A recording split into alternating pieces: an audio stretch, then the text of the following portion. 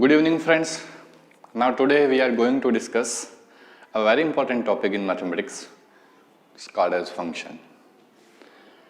कहीं ना कहीं आपने ये जो वर्ड है वो रूटीन लैंग्वेज में यूज़ किया होगा, सुना होगा. हम जनरली, मैं आपको याद दिलाने की कोशिश करता हूँ. हम जनरली यूज़ करते हैं जैसे कि सपोज करें आप कोई सिस्टम लेके आए, इलेक्ट्रॉनिक सिस्टम घर के अंदर. तो आप जब उसका मैनुअल पढ़ते हैं तो कहीं ना कहीं आप देख रहे होते हैं कि ये कैसे फंक्शन, हाउ टू वर्क कैसे कर रहा है, वो वर्क कैसे करेगा. सपोज करें आप एक स्मार्ट टीवी घर में लेके आए हैं, तो उस स्मार्ट टीवी को यूज़ में लेने के लिए उसके फीचर्स आप समझते हैं कि क्या क्या फीचर्स उसके अंदर इनबिल्ट हैं और आप उनका यूज़ करके कैसे आनंद उठा सकते हैं. ठीक वैसा ही मैं फंक्शन को जो रिलेट करूंगा वो करूंगा एक मशीन से. ये मैं क्यों करूंगा, क्यों मैंने ये एग्जांपल लिया, ये अभी आपको समझ में आएगा. सबसे पहले मैं ये बोलूंगा कि a function first of all is a relation. A function first of all is a relation. एक फंक्शन सबसे पहले एक रिलेशन है, एक संबंध है. आप सोच रहे होंगे कि संबंध कैसे है, संबंध क्या होता है, व्हाट इज द रिलेशन. तो उसके लिए मैं छोटा सा ब्रीफ में आपको रिलेशन के बारे में जरूर बताऊंगा. A relation is a bonding between two set. A relation is a bonding between two set. Set theory के अंदर जो आप सेट पढ़ते हैं, यदि हम ऐसे कोई भी दो सेट लें जो नॉन एम्प्टी हो, if we take two non empty set, यानी फंक्शन को पढ़ने के लिए मैंने टर्म कीवर्ड मैंने यूज किया रिलेशन, और रिलेशन में कीवर्ड आने जा रहा है सेट. तो if we take two non empty set and we apply Cartesian pair, ordered pair. What is the Cartesian pair? What is the ordered pair? Ordered pair, that means in two set, let A and B. In two set, if we apply ordered pair system, that means A cross B. What is the meaning of A cross B? देखिए मैं समझाता हूं आपको इधर additional information के रूप में. इधर पहले मैं समझाऊंगा एडिशनल इंफॉर्मेशन.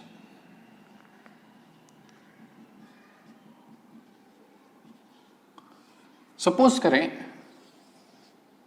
ये मैंने आपको जैसा कि सेट थ्योरी के अंदर बताया था कि सेट थ्योरी में हम सेट को वेन डायग्राम से रिप्रेजेंट कर सकते हैं. तो देखिए मैंने वही जो बताया मैं उसका दोबारा से अगेन यूज कर रहा हूं. A set A, a set B, इन दो सेट्स में मैं कुछ ना कुछ एलिमेंट फिल कर रहा हूं. सपोज करें 1, 2, 3 एंड 4, और बी में मैंने फिल किया A and B. That means a set A contains 4 elements and a set B contains 4 elements, and if we apply ordered pair, the symbolic representation of ordered pair is A cross B. The A cross B is also a set. First of all, keep in mind, A cross B is also a set, but that set A cross B which represent to the relation between elements of two set. कैसे? यदि मैं बोलूं कि A cross B एक set है, तो सबसे पहले आप जो सेट के अंदर लगाया करते हैं वो लगाएंगे. नाउ अब मैंने बोला ऑर्डर्ड पेयर, मैं यहां लिखने जा रहा हूं ऑर्डर्ड पेयर. तो ऑर्डर्ड पेयर का मतलब कि सेट A के जो एलिमेंट्स हैं वो सेट B के एलिमेंट से क्या क्या कैसे कैसे रिलेशन बना सकता है. तो मैं यदि इसको मैप करूं तो 1A से रिलेट हो सकता है, 1B से हो सकता है, 2A से हो सकता है, 2B से हो सकता है, 3A से हो सकता है, 3B से हो सकता है, एंड 4A से हो सकता है, 4B से हो सकता है. The maximum possibility of connection of each element of set A to the each element of set B, if we represent as a ordered pair, then as ordered pair as an element of set is called as A cross B. And if we represent completely A cross B, then we will find A cross B is equal to 1 comma A, 1 comma B, 2 comma A, 2 comma B, 3 comma A, 3 comma B, and 4 comma A, and 4 comma B. That is A cross B. That means A cross B is the largest relation between two sets. Now, again we come on the topic function. So as I said, function is a relation. Her function एक relation है. And each relation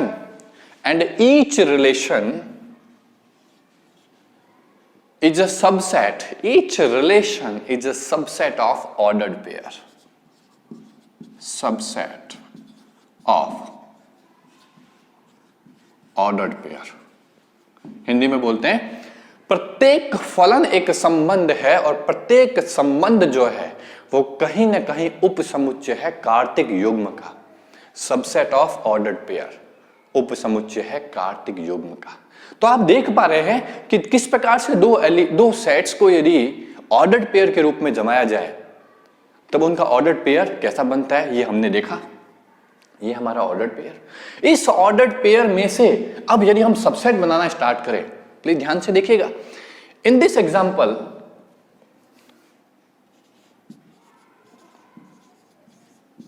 as per the example, the number of elements of A cross B is equal to how many number of elements in A cross B? 2, 4, 6 and 8. 8. If a set has n element, then the total possible subset of the given set is 2 to the power n. That means यदि मैं इस example में A cross B के number of elements को 8 consider कर रहा हूं, तब इसके यदि मैं सबसेट डिजाइन करना स्टार्ट करूं, देन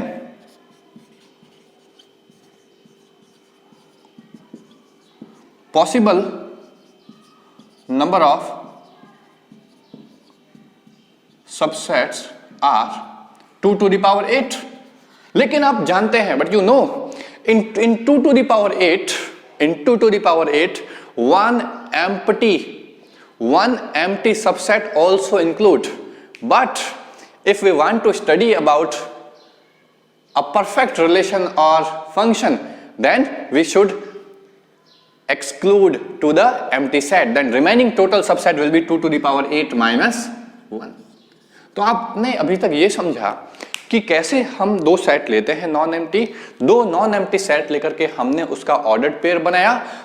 ऑर्डर्ड पेयर बनाने के बाद में हमने ये देखा कि उस ऑर्डर्ड पेयर में 8 नंबर ऑफ एलिमेंट्स हैं. Each order pair work as a element for the A cross B. Now total number of elements are 8. Then the total possible subsets of the set A cross B will be 2 to the power 8 minus 1. We can say proper subset. We can say proper subset. तो proper subset इसके बनेंगे 2 to the power 8 minus 1. In these proper subset, now if we design some subset, if we design some subsets, then आइए देखिए, यदि मैं लिखूं 1 comma A, it's subset or not of A cross B? Yes. Now another example, 1 comma A, 1 comma B is also a subset. Yes. Now 1 comma A, 2 comma B, 3 comma C is also a subset. So we can say by this manner we can find the total number of subsets are 2 to the power 8 minus 1. But now as I use terminology subset, when ordered pair is present, then we usually use the terminology relation. That means each part as a subset will called as relation. इसका मतलब relation क्या होता है, कहीं ना कहीं दो set के बीच में जो ऑर्डर्ड पेयर बनता है उस ऑर्डर्ड पेयर का यदि हम सबसेट डिजाइन करें तो each subset will be called as relation. तो हम ऊपर से नीचे आते वापस ऊपर की तरफ जा रहे हैं, तो ये सभी these all called as relation, ये सभी रिलेशन है। अब इन सभी रिलेशन में कौन सा रिलेशन फंक्शन है? इन सभी रिलेशन में कौन सा रिलेशन फंक्शन है, कौन सा रिलेशन फंक्शन नहीं है, और फिर हम दोनों को बहुत ही क्लियरली डिफाइन करने वाले हैं। मेरे हिसाब से सबसे पहले आपको ये इतना जो अभी करवाया, इसमें आपको ये समझ में आया होगा, जो एज ए रिवीजन के रूप में आप मान सकते हैं कि ऑर्डर्ड पेयर क्या होता है, और ऑर्डर्ड पेयर के जब हम सबसेट बनाते हैं तो वही सबसेट रिलेशन कहलाते हैं, और रिलेशन से अब हम पहुंचने वाले हैं फंक्शन के अंदर। नाउ मैं इसको क्लियर कर रहा हूं। तो जैसे ही आपने ये देखा, तो देखने के बाद अब मैं आ रहा हूं फंक्शन के अंदर। तो हमने ये जो 2 to the power 8 - 1 जो प्रॉपर सबसेट बन रहे हैं A क्रॉस B के, और हम उसको नाम बोल रहे हैं relation. Then in this relation which relation is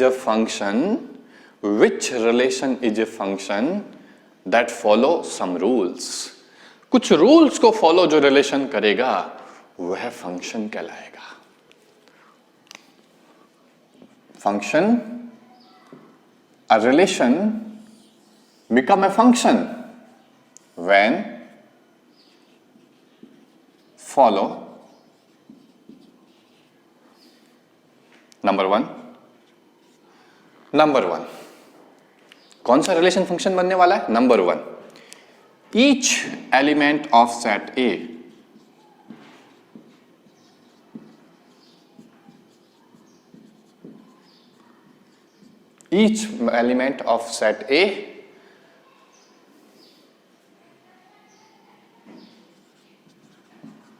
take active participation.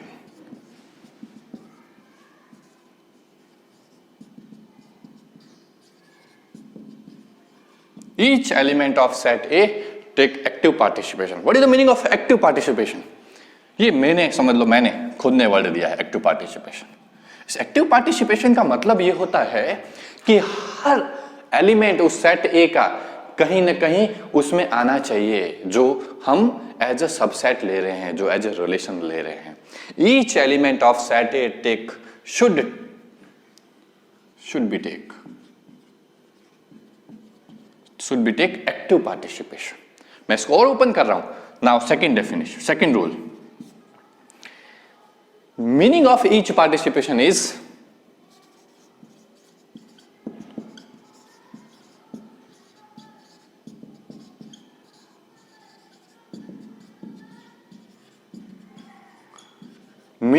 active participation is each element of set A has a unique image in set B. Each element of set A have unique image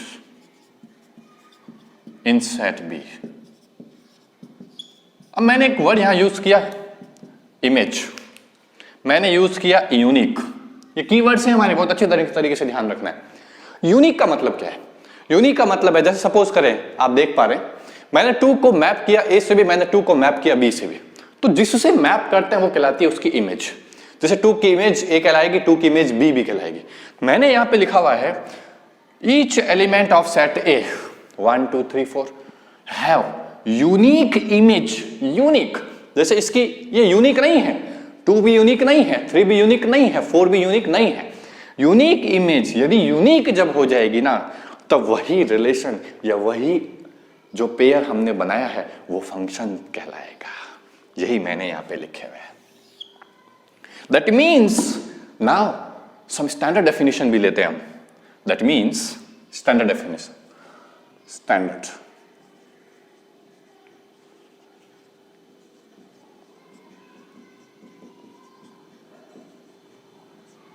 standard definition लेने जा रहा हूं। अभी पूरा detail में और बताऊंगा कि यदि मैं फंक्शन को बोलूं तो सबसे पहले फंक्शन एक रिलेशन है और रिलेशन एक सबसेट है, तो ये बना दिया था। हर रिलेशन ऑर्डर्ड पेयर के रूप में सबसेट है, और सबसेट उसका कैसे लिखा जा रहा है, x, y। x, y where such that x belongs to A and y belongs to B. x, y where such that x belongs to A and y belongs to B, जहां x A को belong करता हो and y B को belong करता हो। कोई बोले क्या सर ये कंप्लीट फंक्शन की डेफिनेशन है? नहीं, ये जस्ट हमने रिलेशन को एक्सप्रेस किया है। हमें यदि एग्जैक्टली इसको फंक्शन को एक्सप्रेस करना हो, हम आगे हमें कुछ ना कुछ और लिखना पड़ेगा कि ये x जो है वो A में हर x की वैल्यू 1 यूनिक आनी चाहिए और y की वैल्यू भी उसके अंदर यूनिक आनी चाहिए। अभी एग्जांपल लेंगे, डोंट वरी, कंफ्यूज होने की जरूरत नहीं। मेरे को ऐसा लगता है कि आपको यहां तक बहुत अच्छे से समझ में आया है। अभी मैं एग्जांपल और लेने जा रहा हूं, और जो मैंने आपको बोला ये समझ में आना चाहिए आपको कि किस प्रकार से एक रिलेशन फंक्शन बनता है। Number 1, each element of set A should be take active participation. उस सबका रोल होना चाहिए ना। रोल हो गया तो क्या केवल रोल होने से फंक्शन बन जाएगा? नहीं। फिर मैंने बोला कि रोल होने के साथ साथ यूनिक इमेज होनी चाहिए उसकी। Meaning of active participation is the each element of set A have unique image in set B. Again मैंने रिपीट कर दिया।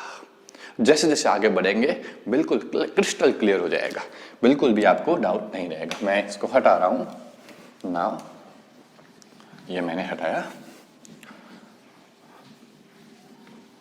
और अब मैं ये भी मैंने हटा दिया। नाउ ध्यान से देखिएगा, अब मैं स्पेसिफिकली इसको भी मैं क्लीन कर रहा हूं, और दोबारा से एक फ्रेश एग्जांपल ले रहा हूं। अगेन एग्जांपल, सपोज करें अ set A has 3 elements -1, 1 and 0. A set B has 2 elements A and B. ये है। दोबारा से डेफिनेशन पढ़ने जा रहे हैं। तो A क्रॉस B कोई आपसे पूछेगा तो आप क्या बोलेंगे? अब मैं बना लिखूंगा नहीं, मैं केवल बोलूंगा। Then A cross B will be, A cross B will be, A cross B is equal to -1, A ordered pair, -1, B second order pair, 1, A third order pair, 1, B fourth order pair, 0, A fifth order pair, and 0, B sixth order pair. That means in A cross B, the total number of ordered pair will be 6. We can say A cross B has 6 elements as an ordered pair. After that 6 element as a ordered pair, the total possible subset of that ordered pair, proper subset, will be 2 to the power 6 minus 1. Am I right? That means we can say 63. The 63 subset of the ordered pair may be designed. उन 63 जो subsets जो design हुए हैं, each ordered pair, each subset of ordered pair will be a relation. बहुत ध्यान से सुनिएगा, लिखने जा रहा हूं, यहां पर एक लाइन लिख दे रहा हूं। each subset of ordered pair will be a relation. ये आपने देखा। दैट मीन्स इस केस में 63 मिल रहे हैं। उन 63 में से हमें ये सर्च करना है कि कहां पर फंक्शन की डेफिनेशन अप्लाई हो रही है। तो आप जब बना देंगे तो देखिए उन 63 के अंदर अब हम नाउ वी आर सर्चिंग। यदि मैं ऐसा बनाऊं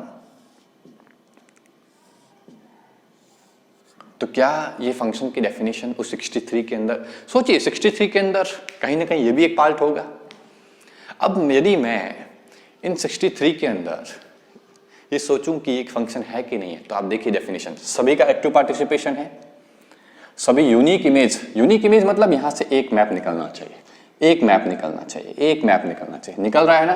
किससे जुड़ रहा है? कोई मतलब नहीं है, इमेज आ रही है ना, यूनिक इमेज का मतलब इसको नहीं देखना, यूनिक इमेज का मतलब इसको देखना है। सब यूनिक रख रहे हैं कि नहीं रख रहे हैं।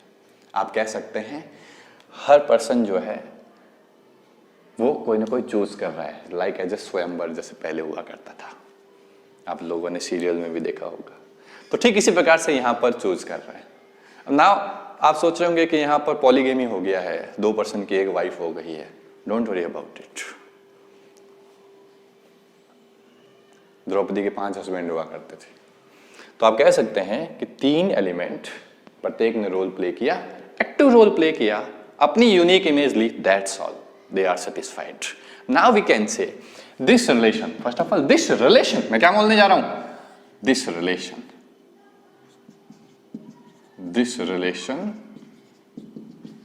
is a function.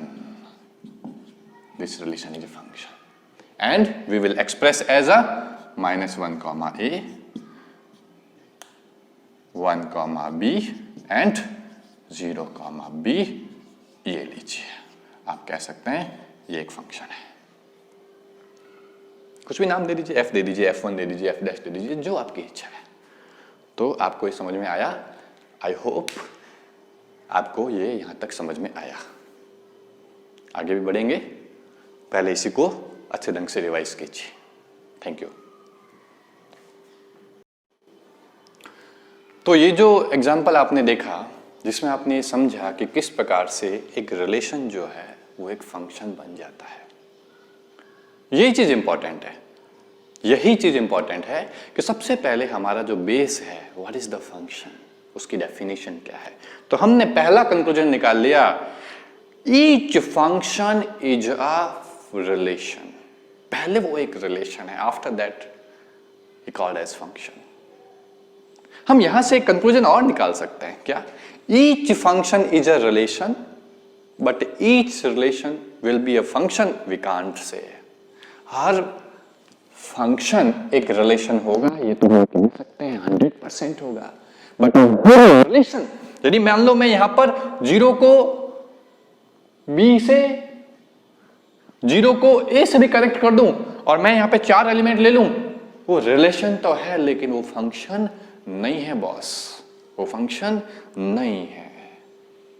फंक्शन की जो मैंने आपको 2 शर्तें बताई वो जरूरी है अप्लाई होनी। ओके, मैं दोबारा रिपीट कर रहा हूं, हर फंक्शन तो पहले एक रिलेशन होगा, लेकिन हर रिलेशन एक फंक्शन होगा ये हम नहीं कह सकते। ये चीज एकदम आपके दिमाग में बिल्कुल क्लियर हो जानी चाहिए। बहुत छोटा सा पार्ट है लेकिन बहुत इंपॉर्टेंट पार्ट है, क्वेश्चन मेंस के अंदर बन जाता है एज अ सेंटेंस के रूप में, जो कि आपको क्लियर होना चाहिए। नाउ तो जैसे ही हमने रिलेशन और फंक्शन को आपस में स्टडी किया, अब हम प्रॉपरली फंक्शन के ऊपर जा रहे हैं। और मैं सबसे पहले आप लोगों के दिमाग में ये भी आया होगा कि मैं ये जो एक को दूसरे से जोड़ता हूं, ये क्या कहलाता है? It's called as mapping. It's called as mapping. जब आप किसी सेट ए के एलिमेंट को किसी सेट बी के एलिमेंट से अटैच करके बताते हैं, उसको कनेक्ट करते हैं किसी बॉन्डिंग के द्वारा, in mathematics it's called as mapping. पता होना चाहिए आपको टर्मिनोलॉजी, ये मैपिंग है। हमने जो फंक्शन की डेफिनेशन पढ़ी वो मैपिंग के रूप में पढ़ी।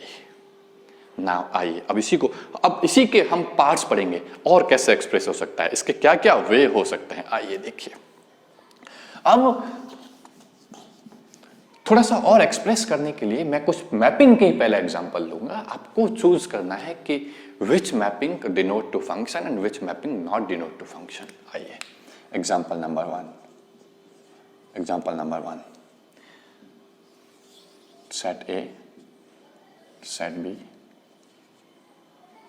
A, B, C, D, 1, -1. Example number 2.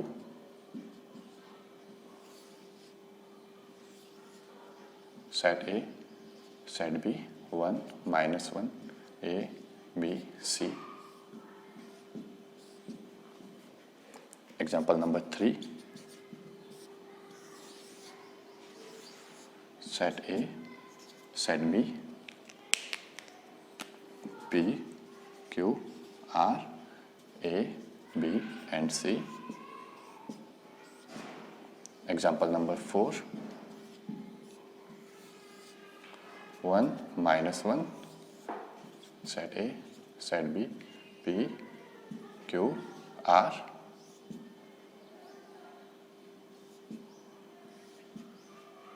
Example number 5, set A, set B, let 1, 0, minus 1, and in set B, let A and B. आइए देखिए, ये हमने 5 एग्जाम्पल लिए जिससे हमें बिल्कुल क्लियर हो जाएगा कि ये जो मैपिंग यहाँ पे बताई गई है इन 5 एग्जाम्पल्स में, कौन सी मैपिंग जो है वो फंक्शन की डेफिनेशन को फॉलो करती हुई है। आइए पहला एग्जाम्पल देखिए। जैसा पहला एग्जाम्पल में देख रहे हैं आप, एक सेट ए में हमने 4 एलिमेंट्स लिए ABCD, एंड सेट बी में हमने 2 एलिमेंट्स लिए 1 and -1। देखने से ही समझ में आ जाना चाहिए कि सेट ए के चारों एलिमेंट्स का पार्टिसिपेशन कहाँ है, डी का पार्टिसिपेशन है ही नहीं, और जब डी का पार्टिसिपेशन ही नहीं है तो पहली डेफिनेशन ही फॉलो नहीं हो रही। It's not a function, not function, not function. लेकिन कोई आपसे पूछे क्या ये रिलेशन है? यस, ये रिलेशन है। यदि आप ए और बी के बीच में जब ए क्रॉस बी बनाएंगे, उस ए क्रॉस बी में नंबर ऑफ एलिमेंट्स कितने होंगे, इसका दोनों से कनेक्शन, इसका ए क्रॉस बी जब भी बात हो तब ए के सारे एलिमेंट्स बी के सारे एलिमेंट से कनेक्ट होता है। Each element of set A relate to each element of set B, then that's the highest bonding is called as A cross B, we can say ordered pair. तो A cross B यदि कोई आपसे पूछे तो यहाँ कितना बनेगा, उसमें कितने एलिमेंट बनेंगे? 8 एलिमेंट होंगे ना, 2 इसके कनेक्शन, 2 इसी के, फिर सी के भी 2, डी के भी 2, total 8 connection. In A cross B will be total number of elements 8, so the proper subset will be 2 to the power 8 minus 1. In that 2 to the power 8 minus 1, one relation will be this. ये subset बनेगा उसका, लेकिन ये function नहीं है boss. आइए इसको check करते हैं। एग्जांपल नंबर 2, एग्जांपल नंबर 2, दोनों ने एक्टिव पार्टिसिपेशन किया बट चीटिंग कर ली वन ने। कैसे चीटिंग कर ली? हमने क्या बोला था? Unique image. देखिए मैंने बोला इस पर हाथ रख दीजिए। यूनिक इमेज क्या है? यूनिक तो इसकी इमेज तो डबल हो गई ना। इमेज का मतलब वो जिससे बॉन्डिंग बनाने जा रहा है उसने चीटिंग कर ली, 2 बार कर लिया है ना, उससे भी दोस्ती कर ली, उसकी भी दोस्ती कर ली। ऐसा नहीं हो सकता, फेयर नहीं है, ये व्यक्ति विश्वास करने लायक नहीं है। That means it's not function, not function. Now इधर आ जाइए, क्या आपको लग रहा है ये फंक्शन है? ओह क्या शानदार लग रहा है ये तो यार। हर एक की एक इमेज बहुत ही शानदार, बहुत ही शालीनता से इन्होंने काम किया। 3 गए, तीनों ने अपनी अपनी इमेज उठाई, अपना लाइफ पार्टनर उठाया, यू कैन से कुछ भी आप जो आपको अच्छा लगे। तीनों एलिमेंट्स ने अपनी तीनों इमेज सेपरेटली उठा ली। ये तो बहुत ही सुंदर फंक्शन है। अब आगे देखेंगे कि इस टाइप के फंक्शन को क्या कहते हैं जब हम टाइप्स ऑफ फंक्शन की स्टडी करेंगे। अभी हम इतना बोलेंगे it's a function, its function, its function, right.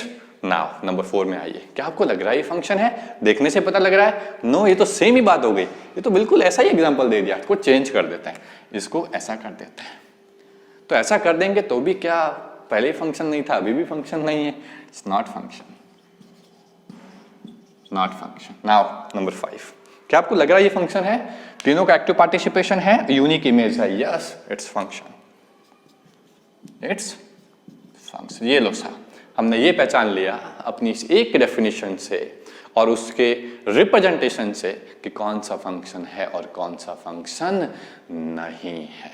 तो आपने देखा example number 5 and example number 3 denote to a function, and 1, 2 and 4 not denote to function. मेरे हिसाब से बिल्कुल क्लियर हुआ होगा कि फंक्शन क्या होता है, आपको अच्छे से समझ में आया।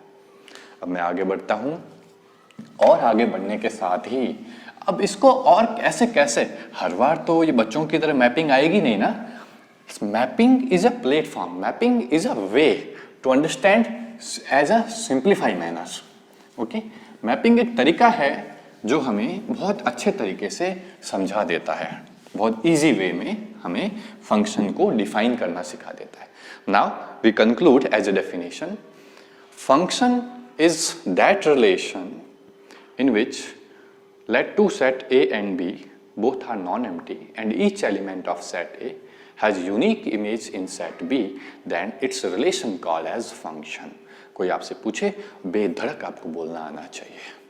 ये हमने एक प्रकार से टेक्निकल वर्ड्स का यूज करते हुए डिफाइन कर दिया। नाउ जो मैंने एग्जांपल लिया था इलेक्ट्रॉनिक प्रोडक्ट का, स्मार्ट टीवी का, मैंने फंक्शन को रिलेट किया था।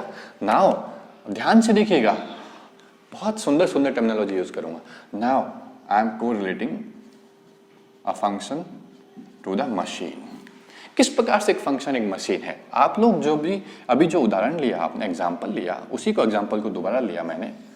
Suppose this set A, suppose this set B, -1 0 1 A and B. ये मैंने एक फंक्शन आपके सामने डिजाइन कर दिया, राइट। अब इस फंक्शन के अंदर ये तो बहुत ही साधारण, बहुत सिंपल, जिसकी मदद से, जिसकी हेल्प से हमने सीखा कि क्या फंक्शन होता है। अब देखिए, तो इसको जब हम लिखने जा रहे हैं, तो पहले लिखना सीखें। तो मैंने आपको बताया था कि -1 किससे कनेक्टेड है, ए से, -1 connect to A, comma 0 connect to B, comma 1 connect to C. ये लीजिए, ये हमने बोल दिया कि ये एक फंक्शन है। ये लीजिए, तो इसमें ये सेट ए के जो एलिमेंट्स हैं, ये मशीन से आप यदि इसको कंपेयर करेंगे तो आप बोल सकते हैं as a input, as a input, it's called as input. और मशीन में यदि इसको यदि कंपेयर करेंगे तो इट्स कॉल्ड एज आउटपुट। ये इस मशीन के लिए इनपुट का काम कर रहे हैं। ये पूरा मशीन है, ये पूरा मैं एक बॉक्स में डाल देता हूँ। ये लीजिए, ये लीजिए, ये बॉक्स में डाल दिया। एक मशीन है जिसका ये इनपुट है, ये इसका आउटपुट है। जैसे सेम आपने कुछ भी, कोई भी स्मार्ट टीवी ली, उस स्मार्ट टीवी के अंदर कुछ स्विच हैं। ये एक स्विच जो है जो उसके कलर को रेगुलेट कर रहा है, कंट्रोल कर रहा है। एक स्विच जो है वो उसके वॉइस को कंट्रोल कर रहा है। एक स्विच जो है वो उसके ब्राइटनेस को कंट्रोल कर रहा है। सिमिलरली जैसे जैसे जो जो स्विच यूज में लिया, उसके अकॉर्डिंग उसका आउटपुट हमने ऑब्टेन कर लिया। और ये सारा सिस्टम किसके अंदर, उस टीवी के अंदर है। तो हम यहाँ पर इन दोनों को यदि हम टीवी का एग्जांपल लेते हैं तो हम यहाँ टीवी लिख देंगे। जैसे हमने अभी इसको नाम दिया एफ, तो हम यहाँ पर एफ नाम लिख देंगे। ये लीजिए, तो हमने एक मैपिंग को और सुंदर रूप में एक फंक्शन के रूप में एग्जैक्टली एक्सप्रेस कर दिया। यदि मोर देन 1 हो जाए तो आप F1, F2, F3, F4 design कर सकते हैं, बोल सकते हैं। अब देखिए, बहुत सुंदर से, बहुत ध्यान से देखिए। तो ये हमारा पूरा सिस्टम हुआ। इसी पूरे सिस्टम को जब कोई आपके सामने बोले कि मैं इसको और दूसरे तरीके से एक्सप्रेस कर सकता हूं, तो कैसे करेगा? ध्यान से देखिए। Another way to express, another way to express a function is set A is -1 0 1, a set B is A and B, और उसने एक मशीन डिजाइन की जो इस प्रकार से है कि A से B को as a input and output मानते हुए बनाई गई है। तो जब भी वह ऐसी मैपिंग ले तो ऐसी मैपिंग को वो शॉर्टकट में ऐसे बता देगा। अब कोई बोलेगा सर ये इससे आपने ये तो डिजाइन कर दिया, लेकिन क्या इतनी सी बात से एग्जैक्टली ये मैपिंग डिफाइन हो सकती है? नहीं, ऐसा क्यों नहीं हो सकता? अभी जस्ट लेने जा रहा हूं। देखिए, इस डायग्राम से हमने ये बनाना कि इसको हम इस वे में एक्सप्रेस कर सकते हैं, लेकिन इसी मैपिंग में मतलब -1 0 1 and A and B in set A and B, यदि मैं कोई दूसरी मैपिंग डिफाइन करूं तो वो भी तो ऐसे ही लिखा जाएगा। तीसरी मैपिंग बनाऊं तो वो भी ऐसे लिखी जाएगी। चौथी मैपिंग बनाऊंगा वो भी ऐसे लिखी जाएगी। तो इसका मतलब एक मैपिंग को यदि हम यूनिक वे में यदि ऐसे एक्सप्रेस करें तो ये बोलना गलत होगा, ये बोलना बिल्कुल गलत होगा। जैसे one more example, I am taking one more example from set this similar set of A and B, A and B, A and B. In A -1 0 1 and in A and B. ये लीजिए साहब, ये this और this क्या function है? Yes, बिल्कुल clear देख पा रहे हैं, तीनों का पार्टिसिपेशन है, वन टाइम पार्टिसिपेशन है, इमेज भले कुछ भी हो। तो बन जाएगा -1 कॉमा ए, 0 कॉमा ए, 1 कॉमा बी। ये लो साहब, आप इसको नाम दे दो चाहे F1, ये लीजिए, ये F1 नाम दे दिया आपने। तो आपने देखा, अब इसको भी लिखूंगा तो ऐसे ही तो लिखूंगा। इसका मतलब केवल ऐसा यदि हमें कहीं दिखाई देता है, हम यूनिक फंक्शन, जैसे वो फंक्शन ओपन फॉर्मेट में क्या है, हम ये नहीं बता सकते, वो उसको बताने के लिए अभी थोड़ा वेट करो, थोड़ा पेशेंस रखो, जरूर आगे आएंगे ना। कोई बोले सर ऐसे कैसे काम चलेगा, अरे चलेगा भाई, थोड़ा वेट रख, थोड़ा पेशेंस रखना पड़ेगा, थोड़ा वेट करना पड़ेगा, बिल्कुल चलेगा। अभी इतना आया है, अभी आगे भी आएगा। तो आई थिंक मेरे हिसाब से आपको बिल्कुल पिक्चर क्लियर हुआ कि कैसे हमें इसको समझना है। ठीक है, नाउ अब आगे बढ़ते हैं। तो हमने ये भी समझ लिया कि अनदर वे में यदि कहीं पर भी फंक्शन लिखा हुआ आता है, या ये जो रिप्रेजेंटेशन है ये लिखा हुआ आता है, तो हम इसका मतलब क्या समझेंगे और हम मशीन का मतलब क्या समझेंगे, ये भी आपने समझ लिया। तो मशीन से आपने इनपुट और आउटपुट, ये दो वर्ड जो है ये भी समझ लिए। लेकिन मैं बार बार ये वर्ड्स इस्तेमाल नहीं करूंगा, हमें तो टेक्निकल वर्ड्स इस्तेमाल करना है। ये मशीन तो हमारा वर्ड्स है, उसने तो फंक्शन वर्ड इस्तेमाल किया था। इनपुट व आउटपुट वर्ड्स तो हमारे हैं, वो क्या यूज करेगा अभी बताएंगे। आइए देखिए, अब यदि कहीं पर सपोज करें वो कहीं पर भी लिखता है a function is such that from A to B. सबसे पहले इसका मतलब क्या है ये समझिए। क्या है मतलब है, एक मशीन है, वो इस प्रकार से काम कर रही है कि उसका इनपुट पार्ट ए है। इसको देखने से ही समझ में आना चाहिए कि उस मशीन का ये इनपुट पार्ट है और ये उसका आउटपुट पार्ट है बॉस। ये लीजिए, ये इसका इनपुट पार्ट, ये इसका आउटपुट पार्ट। इसी को भी लिखने का दूसरा तरीका, the another way, from A to B a machine F is defined. ये लीजिए, बिल्कुल ये कहीं पे लिखा हुआ आ सकता है, ये कहीं पे लिखा हुआ आ सकता है, कंफ्यूज होना ही नहीं है। रिप्रेजेंट करने के अलग अलग तरीके हैं, ठीक है। जितना भी रिप्रेजेंट करने का तरीका होगा मैंने आपको दोनों बता दिया। ये भी तरीका हो सकता है और ये भी तरीका हो सकता है, आपको कंफ्यूज नहीं होना है। राइट, मैपिंग हमने अब देखिए, तो ये कहीं लिखा हुआ आएगा तो हम उसको अच्छे से समझ पाएंगे।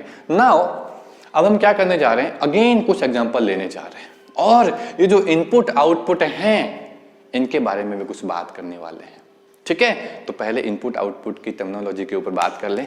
जो इनपुट होगा, अब इनपुट तो क्या होंगे, सेट ए के सारे एलिमेंट्स होंगे इनपुट, यानी कि ए, और वो क्या कहलाएगा, डोमेन कहलाएगा। वर्ड्स ध्यान में रखना है कि किसी भी फंक्शंस के जो इनपुट का जो कलेक्शन होता है, सेट ए क्या, सेट है ना, सेट है, एलिमेंट्स का सेट है, इसका मतलब एलिमेंट्स का जो कलेक्शन होगा वो एक डोमेन कहलाएगा। यानी that means domain is also a set of as a input of machine F, या मशीन कुछ भी कह सकते हैं, लाइक आउटपुट। अब ये जो आउटपुट है जो हमने यहां पर बी लिखा है, आप एक बात नोट कर रहे होंगे कि कंप्लीट बी जो है वो आउटपुट बन भी सकता है और उसके कुछ एलिमेंट जो है वो छूट भी सकते हैं। तो ये जो सेट बी है, इसके मैं दो पार्ट्स करने जा रहा हूं। एक तो complete set B, the complete set B is called as codomain. क्या कहलाएगा, codomain. And in the other hand जो एलिमेंट्स बी में पार्टिसिपेट कर रहे हैं, बी में, the elements which participating in B, then the collection of the set of that elements is called as range. Participating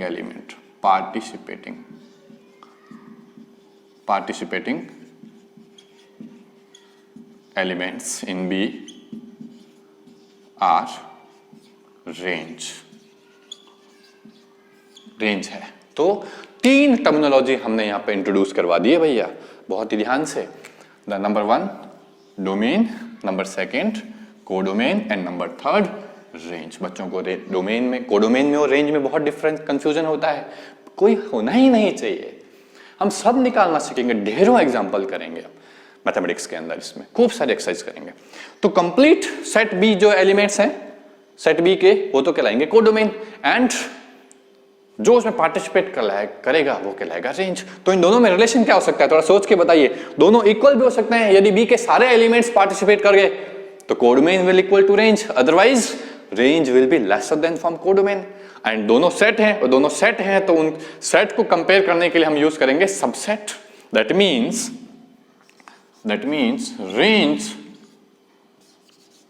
range always will be subset of codomain. ये सुंदर सा relation आपको पता होना चाहिए। हम इस कंक्लूजन पर पहुंच गए हैं कि सेट बी के जो एलिमेंट्स हैं, यदि उन सभी ने पार्टिसिपेशन ले लिया तो इसका मतलब रेंज और कोडोमेन इक्वल बन जाएंगे, और एक भी सिंगल एलिमेंट यदि छूट गया तो कोडोमेन बड़ा बन जाएगा, कोडोमेन बड़ा बन जाएगा, रेंज उसका सबसेट बन जाएगा। बहुत सुंदर सा रिलेशन, ये आपको हमेशा ध्यान होना चाहिए। तो मेरे हिसाब से आई थिंक, मैं ऐसा सोच रहा हूँ कि दिस इज सफिशिएंट, जो कि आपको ये समझा देगा कि सेट में फंक्शन में रिलेशन से क्या उसका कनेक्शन है, रिलेशन क्या होता है, ऑर्डर्ड पेयर क्या होता है, फंक्शन किस तरीके से डिफाइन किया जाता है, एंड रिप्रेजेंटेशन क्या होते हैं, और उसमें जो इनपुट और आउटपुट हम लोगों ने जो वर्ड्स इस्तेमाल किए, उसके जो वर्ड्स हमने इस्तेमाल किए इनपुट और आउटपुट के लिए टेक्निकली, डोमेन, कोडोमेन और रेंज, तो वो भी आज हमने अपनी क्लास के अंदर इंट्रोड्यूस्ड करके उसको अच्छे से समझा। नेक्स्ट क्लास के अंदर हम इसको कंटिन्यू करेंगे। Thank you.